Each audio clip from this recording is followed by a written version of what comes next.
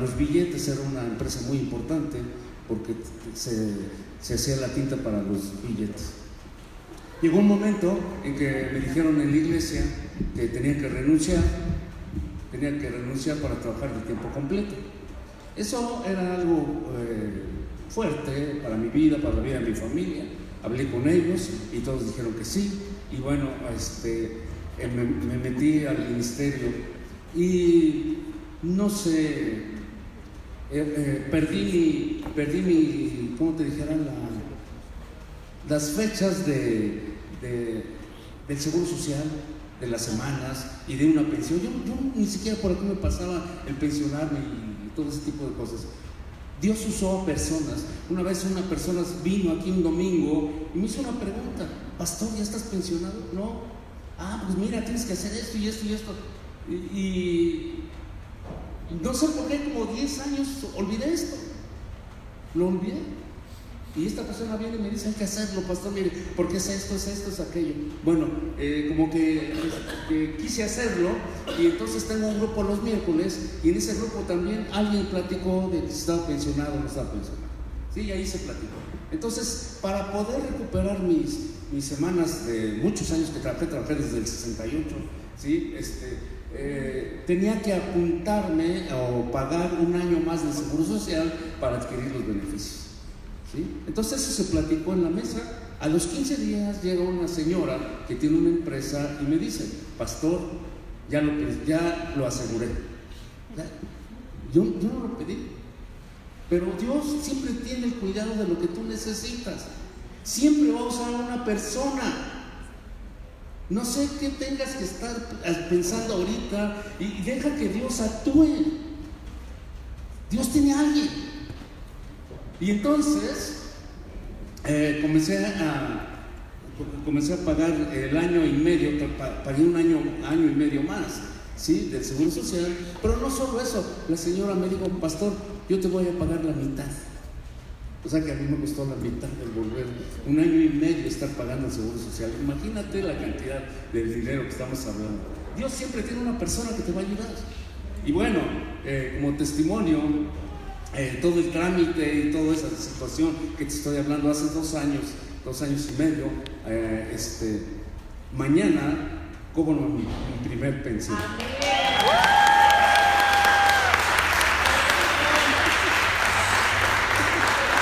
Y quiero testificar de que fuimos a todo el papeleo y me quitaron el servicio médico y otra vez ya te lo vuelven a poner cuando eres pensionado y una cosa. Entonces fuimos a cambiar el voucher, ¿qué? Carnet. Ya nos manda con una señorita, con una enfermera. Nos trató muy amable, muy amable. Y de ella salió. Le dice: ustedes son una gente con mucha suerte. Y nos volteé con Sonia y nos reímos, ¿no? Porque tú sabes de dónde viene. Y luego cuando estaba tomando los datos me dice: oigan, usted, aquí está que usted nació en el 50 y acá está que nació en el 51. Pues sí, pero pues dice: qué suerte tiene, no lo hubieran pensionado. ¿Cómo Dios tiene todo en sus manos? Eso es lo que te quiero comentar hoy. Algo está haciendo Dios a tu favor. Pregúntale, alíñate, habla. Dios quiere hacer muchas cosas en nosotros. Hace 8 días te prediqué que la palabra de Dios es como una semilla para que tú la siembres y dé el fruto por el cual Dios le envió. Y yo te enseñé hace 8 días que no te fijes en la persona que habla, fíjate en el mensaje y pregúntate: ¿qué me estás hablando a mí? Porque Dios, así como me ayudó a mí, te va a ayudar a ti. ¿Sí? ¿Están preparados para recibir el mensaje? ¿Sí? Y guardarlo, y echarle agüita, y ver que está creciendo, y ver que Dios lo mandó por algo. Okay. Dios te va a bendecir mucho. Amén.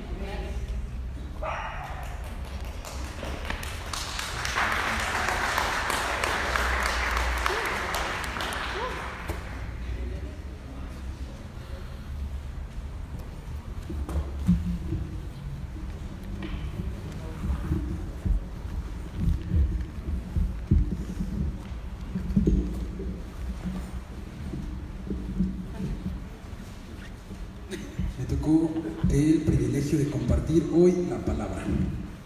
Acompáñenme por favor a 2 de Timoteo 3:16.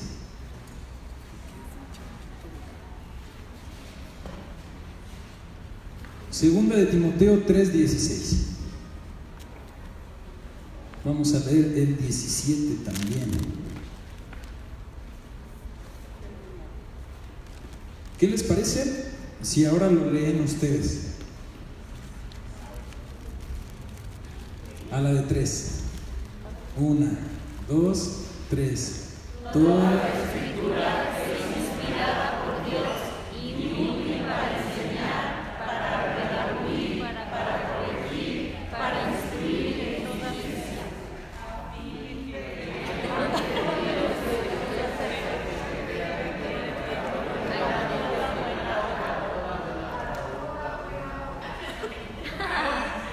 Algunos terminaron muy rápido, otros más tarde. Entonces, vamos a ver nuestra retención. ¿Cuánto de la escritura ha sido inspirado por Dios? ¿Para cuántas cosas es útil? Para todas.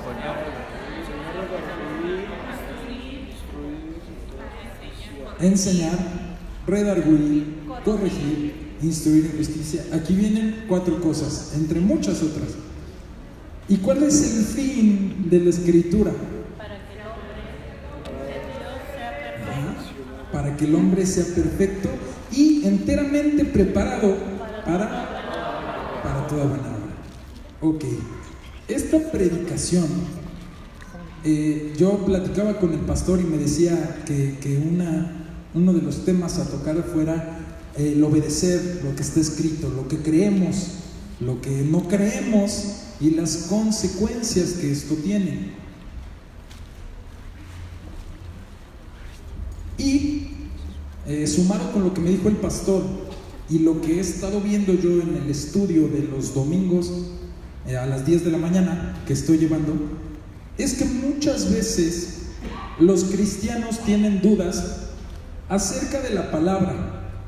Dudas, por ejemplo, se externaba en el estudio y alguien decía: oye, Bruno, ¿cómo sabes que lo que dice la Biblia es realmente lo que Dios quiso decir? Porque le escribieron hombres. ¿Todos están de acuerdo con que le escribieron hombres? Sí. La escribieron hombres. ¿Cómo sabes que esos hombres no se equivocaron y escribieron algo mal? O ¿cómo sabes que esa palabra no fue modificada? Porque la Biblia ya tiene literalmente miles de años. Yo les pregunto a cada uno de ustedes, ¿cómo saben que la Biblia no fue adulterada o modificada?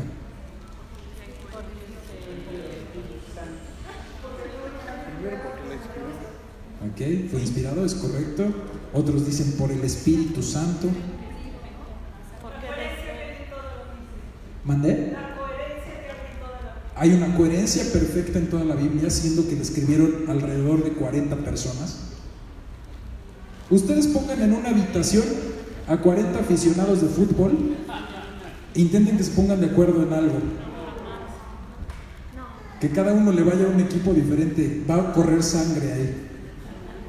Y la Biblia fue escrita por alrededor de 40 hombres de diferentes edades, diferentes épocas, diferentes estratos sociales, diferentes ocupaciones, desde pescadores hasta reyes, y todos están de acuerdo en el mensaje central y todos tienen una coherencia perfecta. Y bueno, por ejemplo, cuando yo hacía esa pregunta y me respondían eso, yo no quedaba satisfecho. Yo decía, pero ¿cómo sabes que no lo cambiaron? Tal vez tú tienes la percepción de que el Espíritu Santo te dice, sí, está bien, pero ¿cómo sabes que no realmente alguien la cambió? Los testigos de Jehová tienen su Biblia cambiada y ellos tienen la certeza de que tienen la Biblia correcta. ¿Cómo sabemos que no nos pasó lo mismo? Y bueno, ahorita vamos a responder esa pregunta. Vamos a analizar este versículo que acabamos de leer. Toda la escritura es inspirada por Dios. Y es útil para 4 cosas principales. Enseñar. Cuando nosotros queremos aprender algo de la vida, lo mejor a lo que podemos recurrir es a la Biblia. Porque la Biblia tiene todos los preceptos y todas las verdades suficientes para entender sobre un tema. Y platicábamos en el estudio también y decía alguien, oye, ¿cómo es posible que estamos 2019 años después y esta Biblia nos sigue hablando hoy en día? Y esta Biblia sigue respondiéndonos cosas actuales. ¿No se han maravillado por eso? Que es un libro tan antiguo y nos dice cosas que nos responden problemas de hoy. A mí me maravilla. Segunda cosa, es útil para redarguir. ¿Saben qué significa esta palabra? ¿Alguien que sepa? Convicción, hacerte sentir que estás pecando. Para ponerlo de otra forma, la palabra hace ver tu corazón en las cosas que estás mal y te convence. El redarguir es convencerte. Para eso también es útil la Biblia. Tal vez uno tiene un problema de alcoholismo y acude a la Biblia, y la Biblia dice que los alcohólicos no heredarán el reino de los cielos, y esa persona se siente mal y dice, estoy regándola, debo dejar de tomar, debo dejar de ser alcohólico porque Dios quiere que yo sea limpio de eso. Eso es redarguir. Siguiente es para corregir. En el estudio también, en cierta ocasión o en ciertos momentos, alguien dice, no, es que yo creo que Jesús tenía pecado. ¿Por qué es útil la Biblia? Porque entonces nos vamos al versículo en Corintios donde dice, Jesús no conoció pecado. Entonces ahí se da esa corrección necesaria. Siguiente función, instruir en justicia. Es decir, la palabra nos enseña a vivir una vida justa. Pregunto, ¿justa de acuerdo a mi opinión o justa de acuerdo a la opinión de Dios? Exactamente, contestaron bien, es justa de acuerdo a la opinión de Dios. Porque quizás si a mí alguien me pega un puñetazo, para mí lo justo sería regresárselo. Y creo que para la mayoría también. O sea, si alguien te pega, se lo devuelves. Pero ¿qué dice la Biblia? Que pongamos la otra mejilla. Y alguien dirá, oye, ¿estás loco o qué? Si alguien te está agrediendo, ¿no te vas a defender? Bueno, pues la justicia de Dios implica ser como Jesús. Y cuando a Jesús lo golpearon, Él no se defendió. Él no se fue a los golpes, porque Él sabía que nuestra venganza y nuestra justicia viene de Dios. A fin de que el hombre de Dios sea perfecto. Nuestro pastor nos repite en muchas ocasiones que nosotros todos estamos llamados a llegar a la estatura ¿de quién? Plenitud y conocimiento. O sea, la Biblia nos está llamando a ser como Jesús. ¿Qué estándar tan alto, no les parece? ¿Qué barra tan alta nos puso el Señor? La buena noticia es que no es en nuestras fuerzas, es con el poder del Espíritu Santo. Y bueno, vamos a pasar al siguiente verso. Estamos hablando sobre la Biblia. Josué 1:9. Vamos a contestar la pregunta, ¿cada cuánto debemos leerla? ¿Y qué debemos hacer con ella? Josué 1:9. Vamos a leerla todos a la de 3. 1, 2, 3. Nunca se apartará de tu boca. ¿Están leyendo como el 10%? Los que no lo tengan. Perdón, el 8. ¿Sí es el 8? Exactamente, gracias, disculpen. Ahora sí, 1, 2, 3.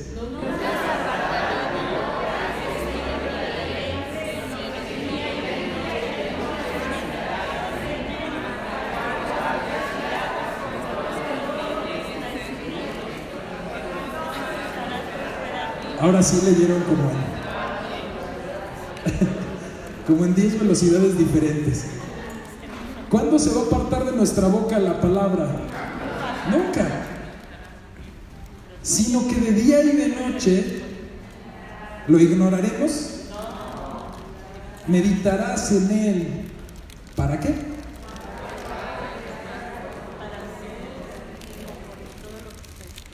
¿Para que guardes y hagas conforme las cosas que te gustan?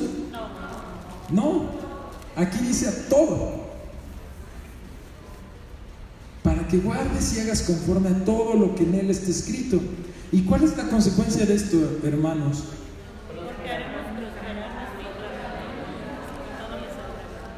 Porque entonces harás prosperar tu camino y todo te saldrá bien. ¿Cuál es la consecuencia de guardar la Biblia y obedecerla? Prosperar nuestro camino y que todo nos salga bien. ¿Cuál sería lo opuesto a eso? ¿Qué pasa si yo no obedezco? Si yo no guardo la Biblia. No voy a prosperar y no me van a salir bien las cosas. Quizás pueda tener una aparente prosperidad. Hay un salmo de Asaf que habla sobre esto. Dice, ¿por qué prosperan los malos? Y él se está quejando con Dios y dice, es que ¿por qué los perversos les va bien? Porque tenían mucha lana. Y eso lo podemos ver, por ejemplo, todo el dinero que tienen el crimen organizado. Tienen muchísimo dinero. Los narcotraficantes tienen mucho dinero. Pero ahí Asaf se da cuenta y dice, bueno, pues de Dios es la justicia. ¿Qué le hace que tengan dinero en esta vida si después van a perder todo? La prosperidad no siempre es dinero. La principal prosperidad es la salvación, la paz, el gozo. Vamos a analizar otra vez punto por punto este versículo. Nunca se apartará de tu boca este libro de la ley. Aquí me llama mucho la atención que dice de tu boca. No dice de tu mente, porque sí debe estar en tu mente. Pero ¿por qué creen que dice en tu boca?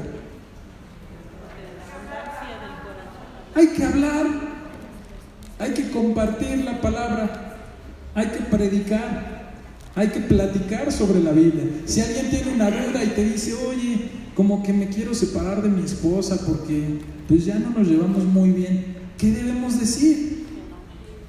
Que de acuerdo a la palabra el matrimonio es para toda la vida. Es un ejemplo.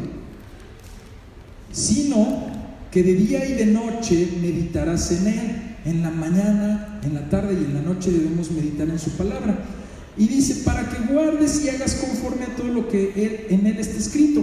Yo me acuerdo que Sonia ha mencionado en algún momento de un señor que se sabía toda la Biblia. Y así los versículos, Apocalipsis 1:3 dice esto, y se lo sabía perfecto. Y que Sonia, yo creo que fue de parte de Dios, le dijo, bueno, ¿y cuánta pones en práctica? Y ahí pues ya valió. No importa cuánto sepamos. Hay mucha gente que tiene mucho conocimiento de la palabra y no vive nada. ¿Qué es mejor para Dios? ¿Alguien que tal vez se esté esforzando, conoce poquito, pero lo pone por obra? ¿O un doctor en teología que no hace nada de la Biblia? Pues el que se esfuerza. Entonces harás prosperar tu camino y todo te saldrá bien. Las consecuencias de no obedecer a Dios, yo creo que muchas veces la gente no las toma en cuenta porque tal vez no son consecuencias inmediatas. Hay veces que las consecuencias tardan en llegar, hay veces que las consecuencias son rápidas, pero la principal consecuencia de no obedecer la palabra es la muerte. ¿La paga del pecado cuál es? Muerte. Muerte espiritual. Es cuando te empiezas a enfriar. Y tal vez no te das cuenta al momento, pero poco a poco te vas alejando de Dios. Y un día amaneces y dices, ay, como que hoy me voy a quedar en mi camita, no voy a ir a la iglesia. Y te empiezas a apartar. Hay veces que hay bendiciones de Dios que no nos damos cuenta que la tenemos, como la sanidad, la salud. Nos vamos apartando de Dios, llega la consecuencia y de repente una enfermedad o algo. Y entonces ahí sí nos acordamos de Dios, ¿verdad? Ahí sí decimos, ay Señor, sáname. Ese son el tipo de cosas que vienen como consecuencia de no obedecer. Bien, vamos por favor a leer segunda de Pedro, capítulo 1, 19.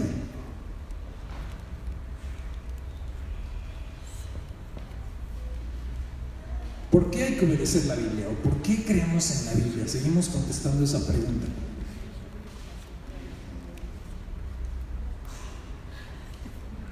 Vamos a leer a la de 3. 1, 2, 3. Tenemos también la palabra profética más segura, a la cual viene estar atentos como una antorcha que alumbra al oscuro, hasta que el día esclarezca y el lucero de la mañana salga en vuestros corazones. Gracias. Tenemos también la palabra ¿qué? ¿Qué significa que sea profética? Profecía. Que habla sobre el futuro, el pasado y el presente. Exactamente en el clavo dio Sonia. La profecía, muchos piensan que nada más es a futuro, que Dios habla de cosas que van a pasar, pero no es todo futuro. Profecía también es sobre pasado. Hay veces que puede llegar un profeta de Dios y decirte, oye, Dios me está revelando que en tu pasado sufriste abuso, sufriste esto, y tú dices, oye, eso yo no se lo había contado a nadie. Eso es una profecía que viene de Dios y que te quiere hablar algo específico. También es sobre presente. A mí me ha tocado ver profecías, e incluso me han tocado a mí, que llega algún profeta y te dice, oye, Dios me revela que estás en este pecado. Y tú dices, no juegues, me está espiando, ¿qué onda? Son cosas que solo yo sé. Les tengo una noticia, Dios también la sabe, y por eso la revela a los profetas.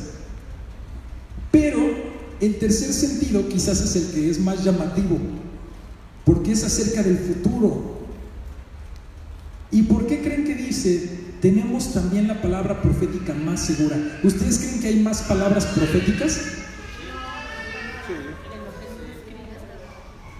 De Dios no, pero sí hay otras palabras proféticas, falsas. ¿Alguien ha escuchado hablar de Nostradamus? Levante su mano. Gracias. ¿Alguien ha escuchado hablar de Baba Ganga? Un poquito más raro. Son personas que han tenido una especie de don profético y han hablado de cosas futuras que se han cumplido, pero han fallado en muchas otras. Le atinan por ahí en cierta cosa. Yo me acuerdo de Nostradamus, que me impresionó cuando habla de un pájaro metálico que iba a derribar 2 torres, y luego pasó lo del 11 de septiembre de 2001 y dije, ay, no juegues, le atinó. Que puede ser que haya tenido un sueño después de comer muy pesado y no tenía nada que ver, ¿no? Pero si hay gente que tiene palabra profética y ciertas cosas se cumplen. Qué curioso, ¿no? Pues la Biblia está protegida, porque Moisés dijo, cuando se levante en el pueblo un profeta, tienes que hacerle esta prueba para saber si es un profeta de Dios o si es un profeta pues del enemigo, porque es la otra sopa. ¿Cuál es la prueba? ¿Alguien se la sabe? Que se cumpla su profecía. Que se cumpla lo que dice. Si el profeta dice 10 cosas se tienen que cumplir, porque no es el profeta, es Dios el que lo está revelando. ¿Y Dios se equivoca? No, está en su palabra. Entonces, a mí me encanta esto porque me trae a la mente muchas profecías que se han cumplido. Dice, tenemos la palabra profética más segura. ¿Qué se ha cumplido? Cientos y cientos de profecías de la Biblia se están cumpliendo hoy en día al pie de la letra. De las más impactantes fue, por ejemplo, el nacimiento de Jesucristo. Está comprobado por excavaciones arqueológicas que el libro de Jeremías está profetizando la llegada de un Mesías. Y uno empieza a analizar cada una de las profecías en los diferentes libros. ¿Qué iban a hacer en Belén? ¿Qué iba a ser de la casa de Judá? ¿Qué iban a hacer de una virgen? Y todas se cumplieron al pie de la letra. Otra profecía muy increíble es, por ejemplo, la creación de la nación de Israel. Porque la Biblia dice en la profecía, Dios estaba molesto porque Israel se había apartado de él, a tal grado que cometían prácticas tan terribles como quemar a sus propios bebés en ofrendas a ídolos. Ponían estatuas de metal, las calentaban y aventaban a sus bebés adentro. Imagínense, no es por decir algo feo o grotesco, es para que vean el grado de perversión en el que se alejaron. Y Dios dijo: como ustedes se olvidaron de mí y se olvidaron de mi ley, yo los voy a dispersar, los van a perseguir, los van a matar, van a ser rechazados. Y todo se cumplió. En el holocausto nazi murieron alrededor de 6 millones de judíos. Recibieron el juicio que cayó sobre ellos. Pero más adelante dice Dios en las profecías: pero yo te amo y yo te restauraré y yo te volveré a traer de todos los rincones del mundo. Y la gente se burlaba de la Biblia porque decía: estos cristianos o estos que creen en la Biblia, si el Estado de Israel o el país de Israel no existe, desapareció desde hace siglos. ¿Y qué creen que pasó? En 1948, la Organización de las Naciones Unidas dice: se crea el Estado de Israel, cumpliendo cientos de profecías bíblicas.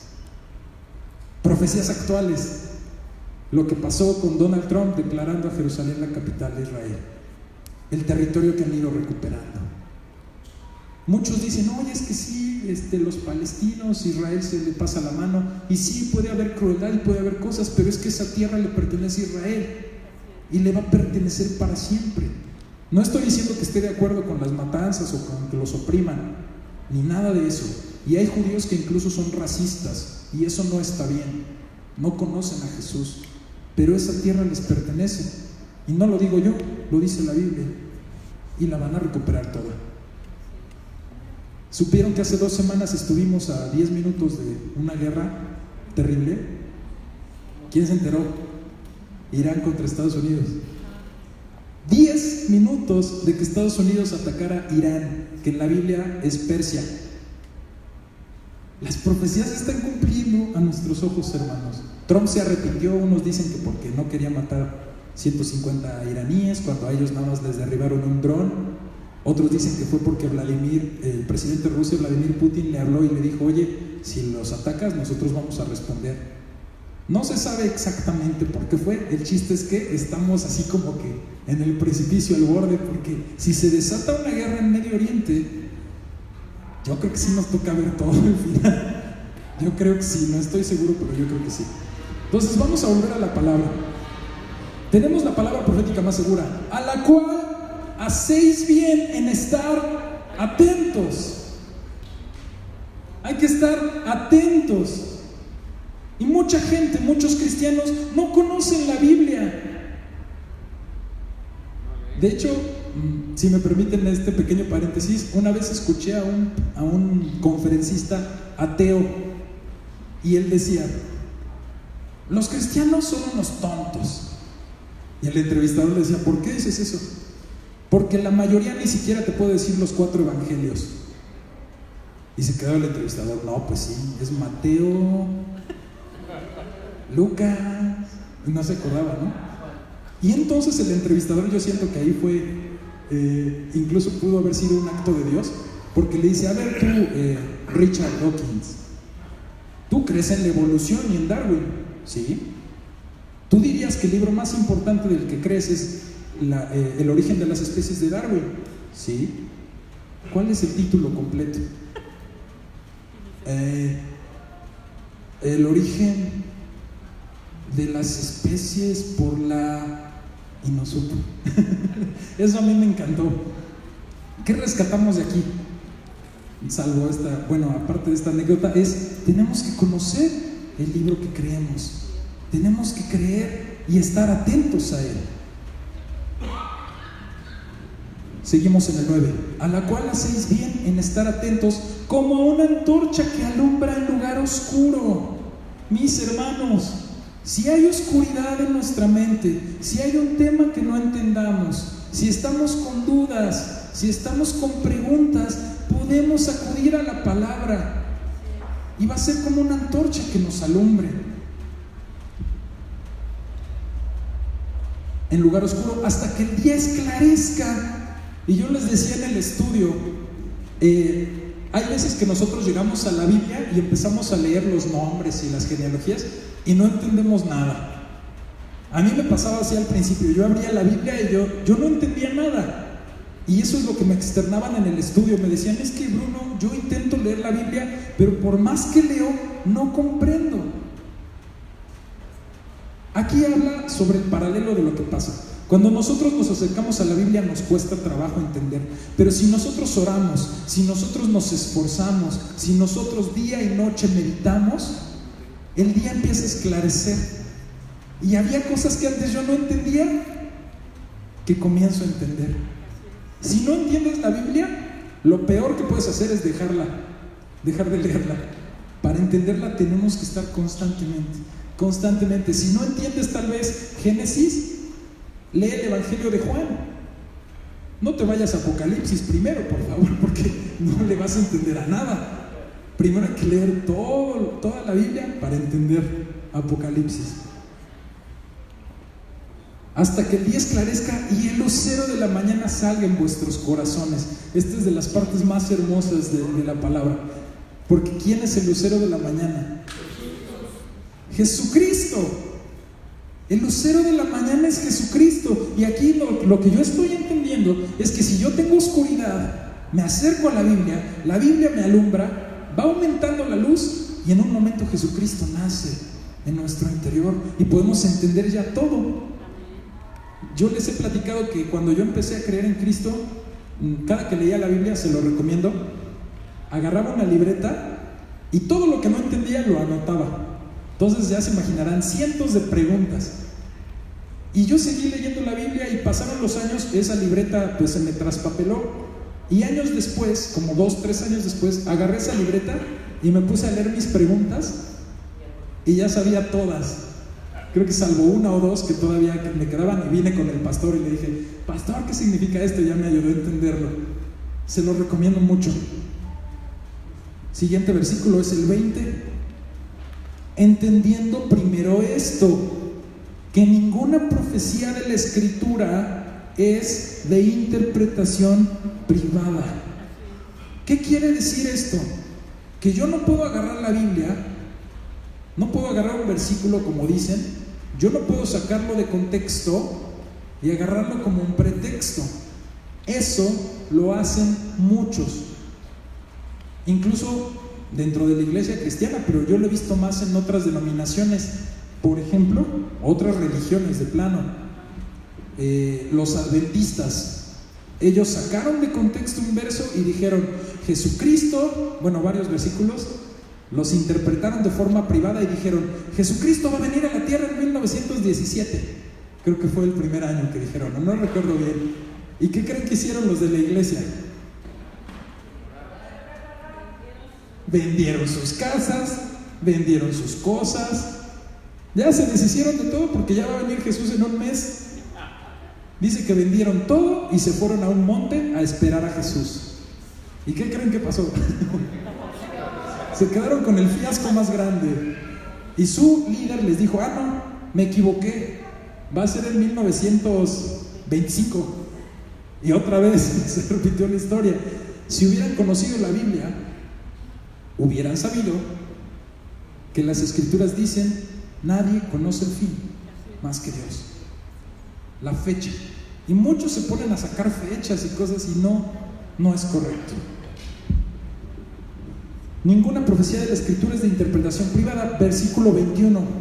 Porque nunca la profecía fue traída por voluntad humana, sino que los santos hombres de Dios hablaron siendo inspirados. ¿Por quién? Por el Espíritu Santo. Ahí está la respuesta a la pregunta, ¿cómo sabemos que debemos creer en la Biblia? Sí, la escribieron hombres, sí, fueron seres humanos como tú y como yo, pero tenían una característica. ¿Cuál es? Eran santos. eran hombres de Dios y fueron inspirados y entonces escribieron la Biblia. Cuando estaba yo estudiando sobre este tema de la palabra, yo decía, si hay en la iglesia alguien que sea tan testarudo como yo o tan escéptico como yo, todavía va a tener dudas. No les voy a pedir que levanten la mano, pero yo decía, es que eso no me convence. ¿Cómo sé yo que la Biblia dice lo que decía originalmente? Y entonces voy a tomar un paréntesis para explicar esto, si me permiten. Primero tenemos que hacer una división. La Biblia se divide en Antiguo y Nuevo Testamento. Y para saber yo la confiabilidad del Antiguo y del Nuevo Testamento es de forma diferente, es un enfoque distinto. Porque, para empezar, son idiomas diferentes y son épocas diferentes. Y voy a platicarles un poquito lo que he encontrado en esta investigación. El Antiguo Testamento, que comprende desde el libro de Génesis hasta ¿cuál? El último del Antiguo, Malaquías.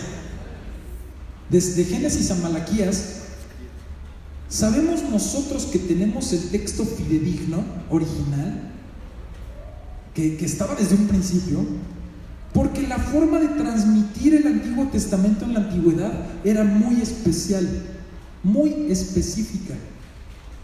Antes no existía la imprenta.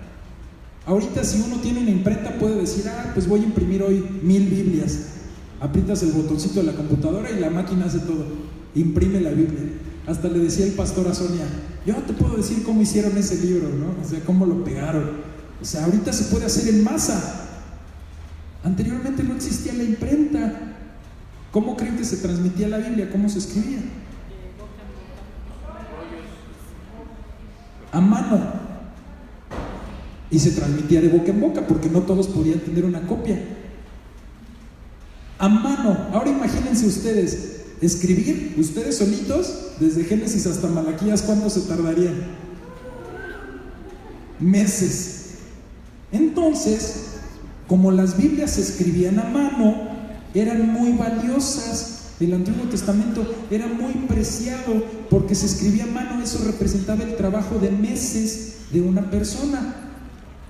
Pero no lo podía hacer cualquier persona. Lo tenía que hacer una persona que dedicaba su vida a ello. Estas personas eran los famosos escribas. ¿Se acuerdan que Jesús luego discutía con los escribas? Porque eran bien religiosotes. Pues bueno, los escribas eran expertos en caligrafía hebrea. ¿En qué idioma fue escrito el Antiguo Testamento? Hebreo. El Antiguo Testamento, hebreo y arameo. Eran expertos en caligrafía hebrea que tenían la facultad de transcribir el Antiguo Testamento, la Torá, y seguían normas muy estrictas, muy precisas desde la antigüedad. Para empezar, tenían que prepararse toda su vida para esto. No lo podía hacer cualquiera. Era como estudiar kinder, primaria, secundaria, preparatoria y carrera, especializado en ser un escriba. Segundo, tenían que ser expertos en el lenguaje. Tercero, tenían que ser realmente creyentes en Dios. Cuarto, cuando ellos iban a empezar a copiar la Biblia, se bañaban de una manera de respeto, ritual.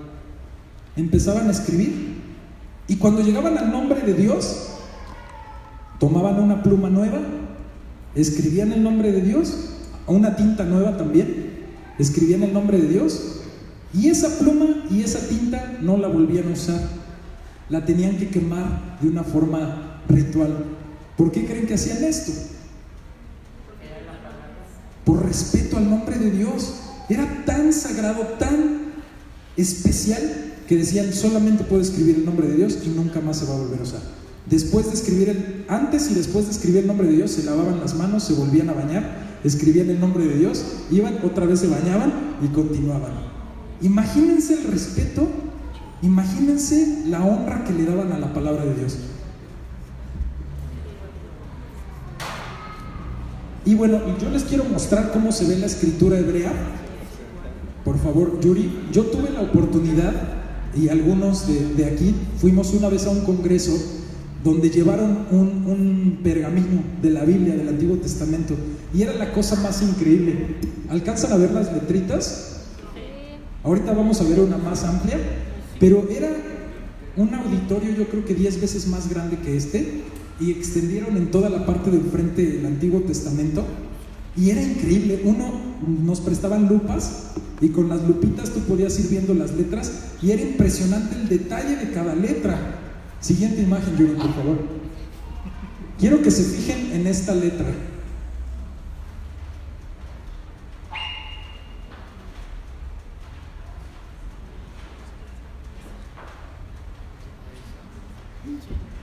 ¿Se fijan que es una letra más alargada que las otras? ¿Por qué creen que hacían eso? Para no dejar espacio y que alguien agregara algo. Tenía que quedar exactamente como justificado, exactamente en línea. Y vean el detalle, los como piquitos que tiene esa como Y que está ahí arriba. Esos piquitos y esos puntitos son las vocales en el idioma hebreo. Imagínense con esa caligrafía y ese grosor de letras, cuánto se tardaban en escribir. Para los que les quedó duda, el idioma hebreo se lee de derecha a izquierda, al revés que nosotros, que leemos de izquierda a derecha, ellos derecha a izquierda, por eso está del lado izquierdo la letra alargada. A mí, no sé para ustedes, pero para mí cada una de esas letras es como una obra de arte. Es increíble. Entonces, por eso podemos confiar en el Antiguo Testamento, porque podemos comparar un pergamino de Egipto con uno de Turquía y dice lo mismo. Se ha demostrado en excavaciones arqueológicas que dice lo mismo.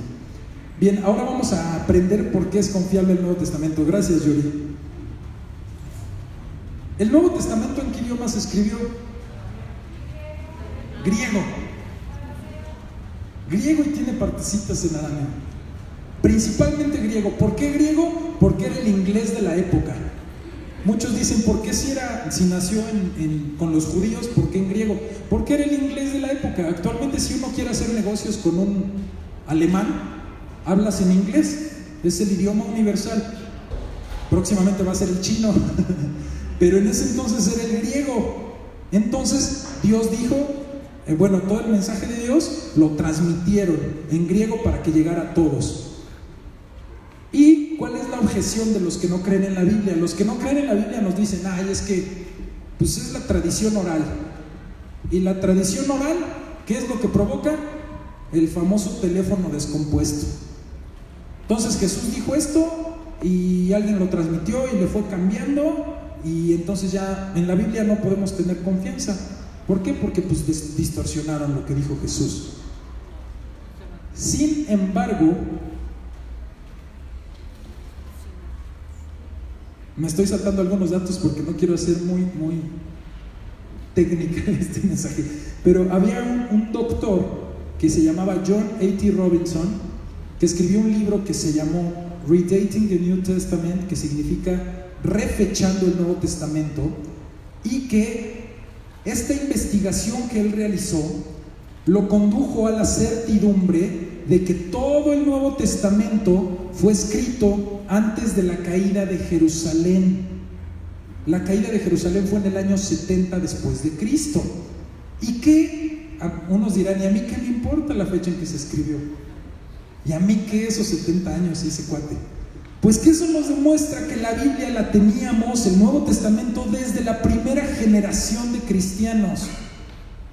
Y para que una tradición oral se desarrolle, tienen que pasar más de 3 o 4 generaciones. Podemos tener confianza que lo que dice el Nuevo Testamento era lo que tenía la iglesia original. Y lo más increíble es que este fulanito que les mencioné, en su escuela le enseñaron lo contrario. A él le dijeron, no, el Nuevo Testamento lo escribieron como 200 años después de Jesús. Y él tenía esa idea. Va, investiga y se da cuenta que no es así. Entre esta investigación me encontré con algunos datos que a mí me parecieron increíbles y se los voy a compartir. Para que nosotros sepamos que un documento antiguo es cierto, tenemos que considerar dos cosas. Primero, el año en que supuestamente pasó lo que está relatado ahí, el año en que ocurrió lo relatado. Y dos, ¿cuál es el manuscrito más antiguo que yo tengo sobre ese texto o relato? Y hay un documento antiguo de historia que escribió alguien que se llamaba Tucídides, que fue escrito alrededor de 400 antes de Cristo, y la copia más antigua que tenemos es del 900 después de Cristo. Son 1300 años de diferencia, y ningún historiador duda que sea verdad. Tenemos 8 manuscritos de la historia de Tucídides. Segundo, ¿alguien ha escuchado hablar de Aristóteles? De la obra poética de Aristóteles se sabe que se escribió alrededor del año 343 antes de Cristo, y la copia más antigua que tenemos de él, de ese escrito, copia, es del año 1100 después de Cristo, y solamente quedan 5 manuscritos. Nadie duda que Aristóteles existió, nadie duda de las enseñanzas de Aristóteles. Otro texto que se llama La Guerra de las Galias, que escribió un político romano que se llamaba Julio César, alrededor del 58 a.C. Igual, la copia más antigua que tenemos tiene más de 1000 años desde que supuestamente él escribió, y quedan 10 manuscritos. Nadie duda de la autenticidad de esos textos. El más impresionante, en segundo lugar, es la Ilíada de Homero. ¿Alguien aquí ha escuchado de la Odisea y de la Ilíada? ¿Alguien la ha leído? De la Ilíada de Homero es un caso excepcional. ¿Por qué? Porque se tienen 643 manuscritos. De la Biblia ya dijimos, bueno, del Nuevo Testamento se escribió antes del 70 después de Cristo, o sea, en la primera generación. ¿Y sabe cuántos manuscritos tenemos? El segundo lugar son 643, más de 20,000. ¿Por qué es esto impresionante? Porque la gente cuestiona a la Biblia y en los otros textos no. ¿Por qué? Porque el Nuevo Testamento habla de Jesús, y ese es el efecto que provoca Jesús. Ponen en duda a la Biblia porque no les conviene que la Biblia sea cierta, y por eso hay tantos historiadores que dicen, no, la Biblia no es cierta por esto. ¿Y por qué no dudan de Aristóteles? Si es mucho menos.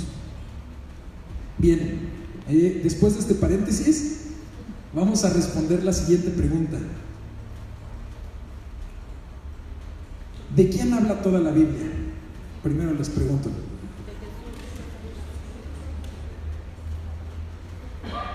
Espero que si había alguien escéptico como yo aquí, esto le haya ayudado un poquito.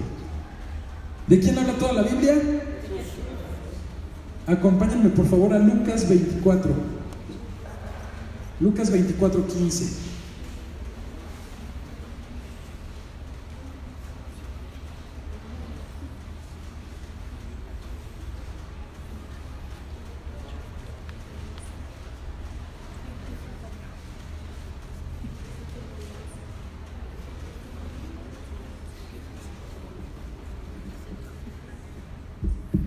Dice, sucedió que mientras hablaban y discutían entre sí, Jesús mismo se acercó y caminaba con ellos.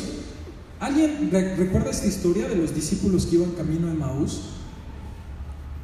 Iban caminando 2 discípulos, y aquí el versículo 15, si gustan pueden leer la historia en su casa completa, pero dice que estaban hablando y discutiendo, y dice, y Jesús mismo se acercó y caminaba con ellos. Y vamos a adelantarnos hasta el 27. Sigue siendo la misma plática, pero no nos da tiempo de leerlos todos. Dice, y comenzando desde Moisés y siguiendo por todos los profetas, les declaraba en todas las escrituras lo que de él decían. Entonces, ¿de quién habla toda la Biblia? Muchos piensan que Jesús es nada más el Nuevo Testamento y ya, ahí empieza la historia de Jesús. No, la historia de Jesús empieza desde Génesis. Desde ahí estaba todo el mensaje de quién iba a ser, cómo iba a ser, lo que iba a cumplir.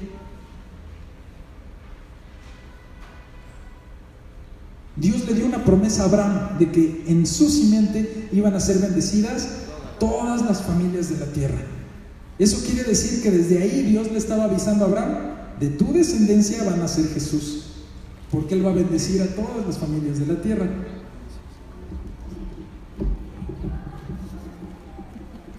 Y muchos dirán: bueno, tal vez no hay dudas arqueológicas de que el Nuevo Testamento sea cierto, no hay dudas de que el Antiguo Testamento sea cierto, sea confiable.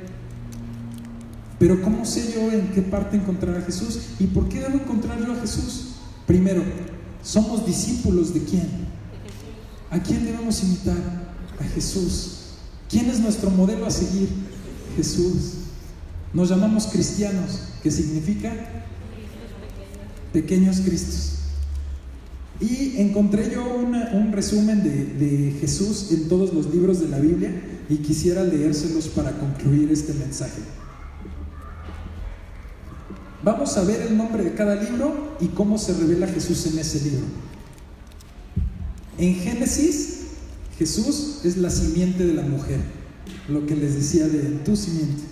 En Éxodo, Jesús es el Cordero de la Pascua. En Levítico, Jesús es nuestro sumo sacerdote. En Números, Jesús es la columna de nube de día y la columna de fuego de noche. En Deuteronomio, Jesús es profeta como Moisés. En Josué, Jesús es el capitán de nuestra salvación.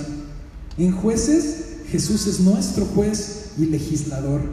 En Ruth, Jesús es nuestro pariente y nuestro redentor. En Primera y Segunda de Samuel, Jesús es nuestro profeta confiable.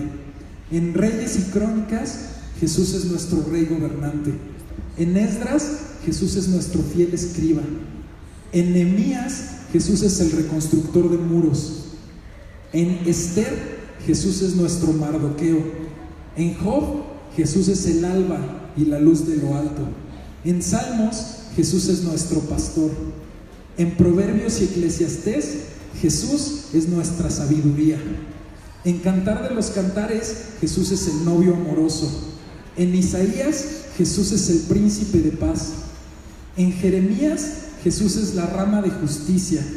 En Lamentaciones, Jesús es el profeta que llora. En Ezequiel, Jesús es el hombre maravilloso. En Daniel, Jesús es el cuarto hombre en el horno. ¿Se acuerdan de esa historia? Que metieron a 3, pero había 4. En Oseas, Jesús es el esposo fiel. En Joel, Jesús es el que bautiza con Espíritu Santo y fuego. En Amós, Jesús es quien lleva nuestros pecados. En Abdías, Jesús es poderoso para salvar. En Jonás, Jesús es el gran misionero que va al extranjero. En Miqueas, Jesús es el mensajero de hermosos pies. En Nahum, Jesús es el vengador de los elegidos de Dios. En Habacuc, Jesús es el evangelista que dice: aviva tu obra en medio de los años. En Sofonías, Jesús es nuestro Salvador. En Ageo, Jesús es el restaurador de la herencia. En Zacarías, Jesús es la fuente en la casa de David. Y en Malaquías, Jesús es el sol de justicia. Muchísima información, mucha información. Si pueden analizar la grabación en Facebook, la que suben, es increíble. Incluso pueden ayudarse de, como dicen, de San Google y buscar ¿por qué Jesús es el sol de justicia? Y él les va a sacar el verso de Malaquías. A mí, cuando leí todo esto, me inflamó el corazón por saber cómo Jesús está revelado en todos y cada uno de los libros de la Biblia. Ese es nuestro Rey, ese es nuestro Dios. Concluimos con la pregunta del principio: ¿debemos creer en la Biblia? Sí, porque la Biblia habla de Jesús y nosotros somos imitadores de Jesús. Señor, en esta mañana queremos agradecer la maravilla que es tener la Biblia en nuestras manos. Queremos agradecer el privilegio de poder tener el Antiguo y Nuevo Testamento en nuestra posesión. Tantos miles de personas en este mundo que quisieran tener una Biblia y que no pueden tenerla porque está prohibido, es ilegal en sus países. y tú nos permites tenerla. Yo me acuerdo, Señor, de un video que vimos en una velada, Señor, donde un pueblo recibe por primera vez una Biblia y cómo todas las personas danzaban y brincaban y sonreían y se reían de alegría porque estaban recibiendo tu palabra. Señor, yo te pido perdón por el escepticismo que tuve sobre tu palabra. Y más allá que la arqueología y más allá que la historia, a mí lo que me convence de que este libro es verdad es que yo puedo ver tu palabra aquí. Yo puedo ver tu mano, yo puedo verte vivo. Qué increíble es que con este libro de hace miles de años podamos responder preguntas de hoy en día. Qué increíble es que este libro tan antiguo nos pueda dar una luz diaria, nos pueda mostrar el camino a seguir en la actualidad. Gracias, Señor, por tu palabra. Gracias, Señor, por tus estatutos, porque tú nos los has dado para prosperar en nuestro camino, para que nos vaya bien. Y queremos obedecerla siempre, Señor. Ayúdanos con tu Espíritu Santo a poder siempre vivir a la altura de tus mandamientos. En el nombre poderoso de Cristo Jesús oramos esto. Amén. Amén.